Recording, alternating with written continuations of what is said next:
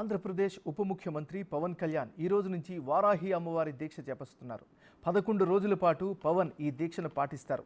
వారాహి మాత దీక్షలో భాగంగా పవన్ కళ్యాణ్ కేవలం పాలు, పండ్లు, ఇతర ద్రవరూప ఆహారం మాత్రమే తీసుకుంటారు. రాష్ట్ర ప్రజల సంక్షేమం కోసం అమ్మవారి ఆశీస్సులు పొందేందుకే పవన్ కళ్యాణ్ ఈ దీక్ష చేపట్టాలని నిర్ణయం తీసుకున్నట్లు జనసేన పార్టీ తెలిపింది.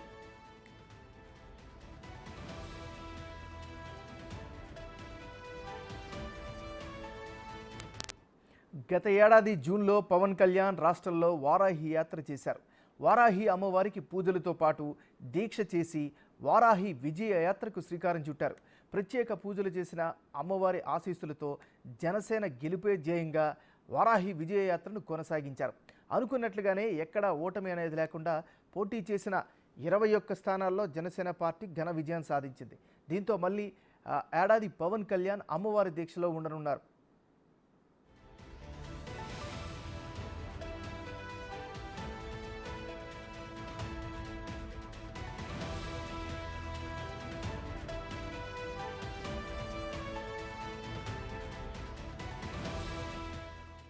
రాష్ట్ర ప్రజల సంక్షేమం కోసం అమ్మవారి ఆశీస్సులు పొందేందుకే పవన్ కళ్యాణ్ ఈ దీక్ష చేపట్టాలని నిర్ణయం తీసుకున్నట్టు తెలుస్తోంది. ఈ రోజు నుంచి ప్రారంభమయ్యే దీక్ష 11 రోజుల పాటు కొనసాగుతుందని, ఈ సమయంలో పవన్ కళ్యాణ్ ఆంధ్రప్రదేశ్ సుభిక్షంగా ఉండాలని ప్రార్థిస్తారని పార్టీ వర్గాలు తెలిపాయి.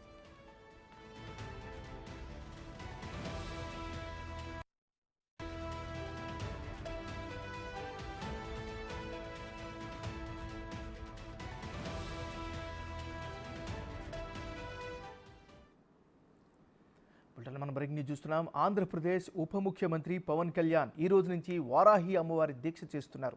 11 రోజుల పాటు పవన్ ఈ దీక్షను పాటిస్తారు. వారాహి మాత దీక్షలో భాగంగా పవన్ కళ్యాణ్ కేవలం పాలు, పళ్ళు, ఇతర ద్రవరూప ఆహారం మాత్రమే తీసుకుంటారు. రాష్ట్ర ప్రజల సంక్షేమం కోసం అమ్మవారి ఆశీస్సులు పొందేందుకే పవన్ కళ్యాణ్ ఈ దీక్ష చేపట్టాలని నిర్ణయం తీసుకున్నట్లు జనసేన పార్టీ ప్రకటనలో తెలిపింది. ఇక ఇదే అంశాలకు సంబంధించి మరింత తాజా సమాచారాన్ని మా రిపోర్టర్ శివ లైవ్లో అందిస్తారు. శివ, చెప్పండి.